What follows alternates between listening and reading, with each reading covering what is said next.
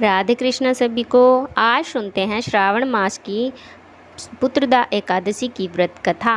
द्वापर युग के आरंभ में महिष्मति नाम की एक नगरी में महीजीत नाम का राजा राज्य करता था। लेकिन पुत्रहीन होने के कारण राजा बहुत चिंतित रहता था।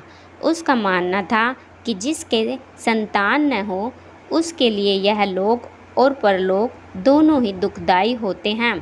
पुत्र सुख की प्राप्ति के लिए राजा ने अनेक उपाय किए, परंतु राजा को पुत्र की प्राप्ति न हुई। तो वृद्धावस्था आती देखकर राजा ने प्रजा के प्रतिनिधियों के साथ भी विचार विमर्श किया। सभी का एक ही मत था कि राजा ने सदा ही धर्म का पालन करते हुए राज्य का संचालन किया है। कभी किसी भी निर्दोष को नहीं मारा, कभी किसी के साथ अन्याय नहीं किया। तो राजा को संतान सुख क्यों नहीं प्राप्त हुआ?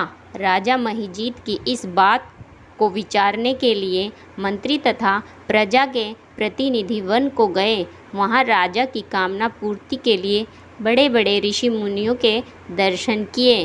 फिर एक आश्रम में उन्होंने एक अत्यंत वयोवृद्ध, धर्म के ज्ञाता, बड़े तपस्वी तथा समस्त शक्तियों के ज्ञाता महात्मा लोमश मुनि को देखा, जिसका कल्प के व्यतीत होने पर एक रोम निकलता था।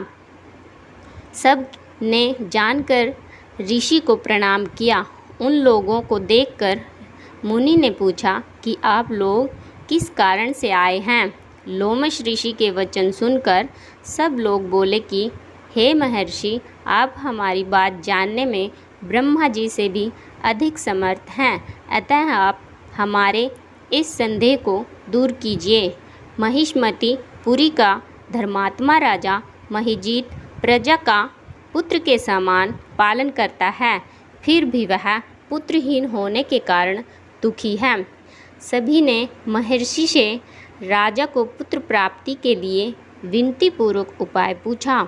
यह सुनकर ऋषि ने थोड़ी देर के लिए नेत्र बंद किए और राजा के पूर्व जन्म का वृत्तांत जानकर कहने लगे कि यह राजा पूर्व जन्म में एक निर्धन वैश्य था। यह एक गांव से दूसरे गांव व्यापार करने जाया करता था। एक समय ज्येष्ठ मास के शुक्ल पक्ष की द्वादशी के मध्य के समय वह, जबकि 2 दिन से भूखा प्यासा था, एक जलाशय पर जल पीने गया। उसी स्थान पर एक तत्काल की ब्याही हुई प्यासी गाय जल पी रही थी।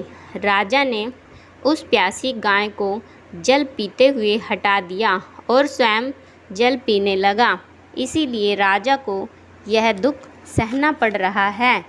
एकादशी के दिन भूखा रहने के कारण यह इस जन्म में राजा है, लेकिन प्यासी गाय को जल पीते हुए हटाने के कारण पुत्र वियोग का दुख सहना पड़ रहा है।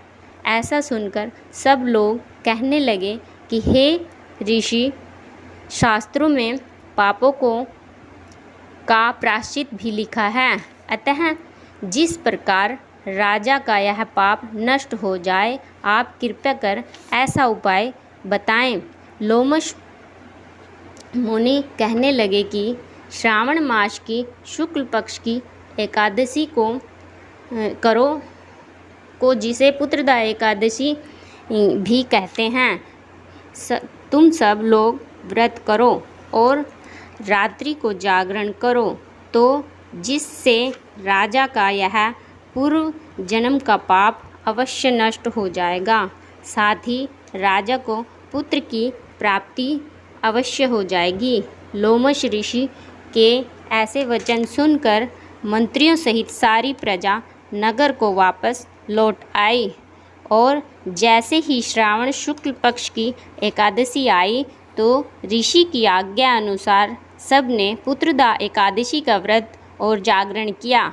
इसके तत्पश्चात द्वादशी के दिन जिसके पुण्य का फल राजा को दे दिया गया, उस पुण्य के प्रभाव से रानी ने गर्भ धारण किया और प्रसव काल समाप्त होने पर उसके एक बड़ा तेजस्वी पुत्र उत्पन्न हुआ। बोलो श्री हरि विष्णु भगवान की जय। वीडियो पसंद आए तो सब्सक्राइब कीजिए, लाइक कीजिए, शेयर कीजिए। धन्यवाद।